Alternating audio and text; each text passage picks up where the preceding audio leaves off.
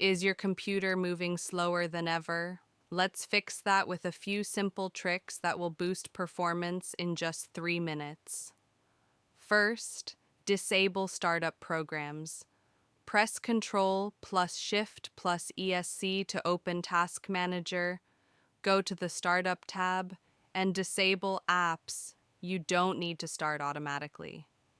Next, clean up storage space. Go to Settings, then System, then Storage. Turn on Storage Sense to automatically delete temporary files. Uninstall unused apps by heading to Apps and Features in your settings. You'll be surprised how much junk is slowing things down. Lastly, reduce visual effects.